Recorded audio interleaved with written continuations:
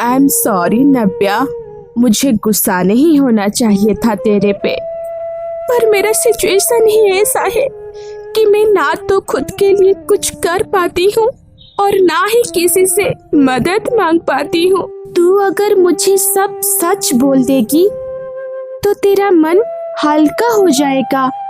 हो सके मैं तेरी मदद ना कर पाऊँ, पर दोनों मिलके कुछ ना कुछ सलूशन तो निकाल ही लेंगे ना।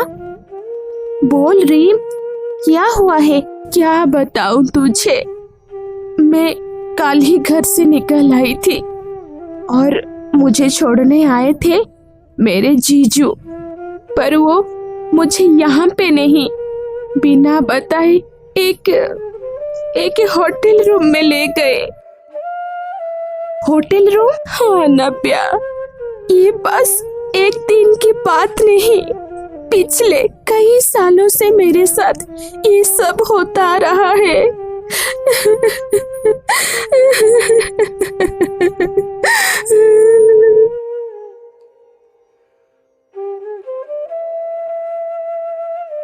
माँ को तो मैंने बचपन में ही खो दिया था और जब मैं 14 साल की थी तो पापा अचानक से हार्ट अटैक में चल बसे। तब मेरी दीदी की नई नई शादी हुई थी। दीदी जीजू दोनों गोवा में रहते थे और मुझे हमेशा के लिए अपने साथ उनके घर ले गए। फिर एक रात, दीदी इतने रात को क्यों बुला रही है? जीजू, आप उस अंधेरे रात में रीम के जीजू बिना कुछ कहे कमरे में घुस के दरवाजा अंदर से बंद कर दिए। जीजू, आप दरवाजा क्यों बंद किए? रीम, मैंने सोचा तुम हमारा घर में अकेला फील कर रही होगी, तो मैं आज रात तुम्हारे साथ रह लूंगा।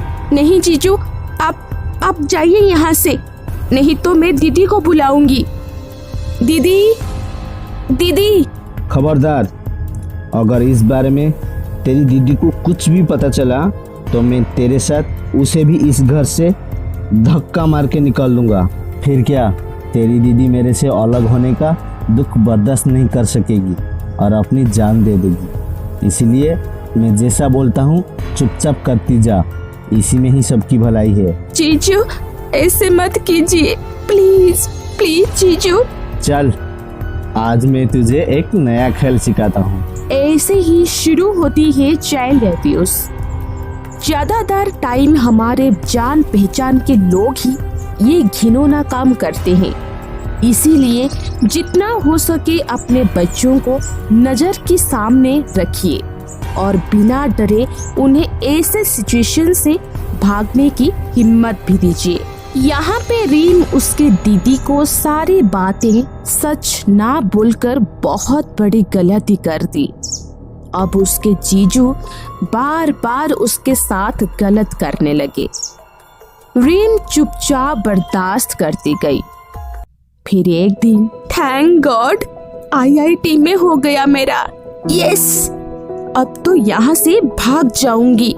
फिर कभी नहीं आना मुझे दीदी के घर, कभी नहीं। आपको पता है हमारी रीम आईआईटी क्रैक कर ली, अब तो वो बहुत बड़ी कॉलेज में पढ़ेगी। नहीं नहीं, हम रीम को किसके भरोसे बाहर जाने देंगे? यहीं पास में इतनी अच्छी अच्छी कॉलेज है, यहीं से आगे की पढ़ाई कर लेगी वो।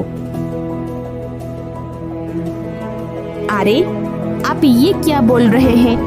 मेरे पापा का सपना था कि रीम आईआईटी में पढ़े और रीम खुद जी जान लगा के तैयारी की है और आप मना कर रहे हैं? नहीं नहीं नहीं, मैं अपनी बहन को आईआईटी जरूर भेजूंगी। रीम के दीदी के जिद के सामने जीजू कुछ नहीं बोल पाए और आखिर में रीम पहुंच गई आईआईटी। मुझे लगा था यहाँ पे आने के बाद सब ठीक हो जाएगा, पर देख, इस बार भी जीजू मुझे नहीं छोड़े। रीम, आई एम सो सॉरी कि तेरे साथ ये सब हो रहा है, पर तेरी दीदी तो इतनी स्ट्रॉन्ग है, फिर तू डरती क्यों?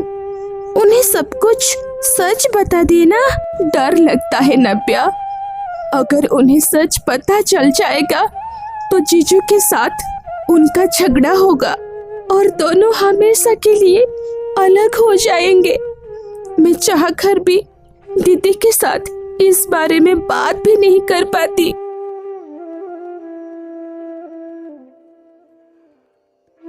अरे आप तो रीम को कल ही छोड़ के आने वाले थे, कहाँ रह गए?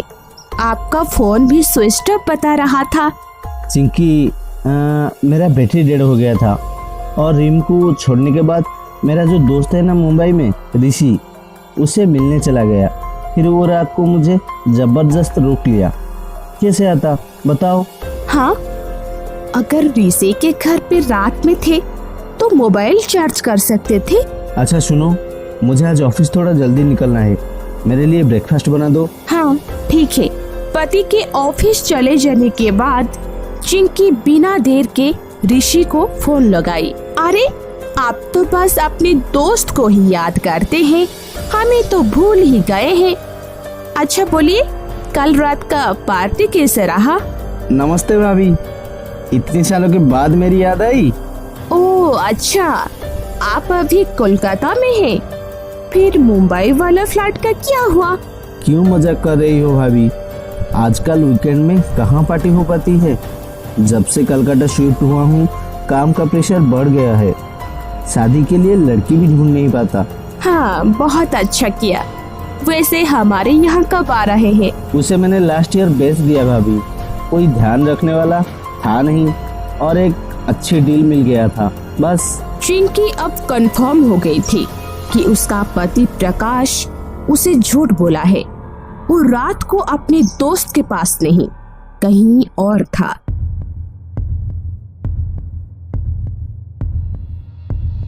इधर रोज की तरह रीम और नब्या शाम होते ही पढ़ाई में बिजी हो गए। ओके, गिव मी 1 आवर, मैं तैयार हो जाती हूँ। पहले तुम पैसे ट्रांसफर करो, फिर मुझे लेने आ जाना। अनुष्का, तू कहाँ जाने वाली है? एक काम आ गया है, जाना पड़ेगा अभी। अरे यार, कल सेमेस्टर एग्जाम शुरू हो रहा है और तू आज बाहर जाएगी। ओह कम ऑन रीम, अब तो नव्या की तरह दादी अम्मा मत बन जा। मुझे अच्छी तरह से पता है कब क्या करना होता है। Do you understand?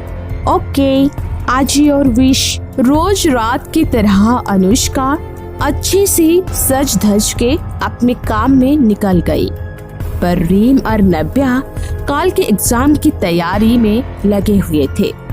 नव्या, मुझे सप्लाई चेन मैनेजमेंट में थोड़ा हेल्प कर देना, ये पेपर अभी तक खत्म नहीं हुआ। अरे ये तो बहुत इजी है, सुन। Supply chain management is the management of. पढ़ते पढ़ते देर रात हो गई और दोनों आराम से सो गए। और उधर अनुष्का, काम तो खत्म हो गया, अब मुझे मेरे घर पे ड्रॉप कर दो। है चल, तू कोई महारानी थोड़ी है जो तुझे पिक करने जाऊंगा, ड्रॉप करने जाऊंगा। ड्राइवर समझ के रखी है क्या? हाँ, मेरा काम हो गया, अब चल निकल निकल यहाँ से। इसके आगे क्या होने वाला है, ये जानने के लिए हमारा अगला एपिसोड देखना ना भूले। और अभी तक आपने हमारे चैनल को सब्सक्राइब नहीं किया है तो जल्दी से सब्सक्राइब करके बेल आइकन दबा दीजिए और इस वीडियो को लाइक, शेयर, कमेंट करना ना भूले। जल्द ही मिलेंगे अगले एपिसोड के साथ। नमस्ते।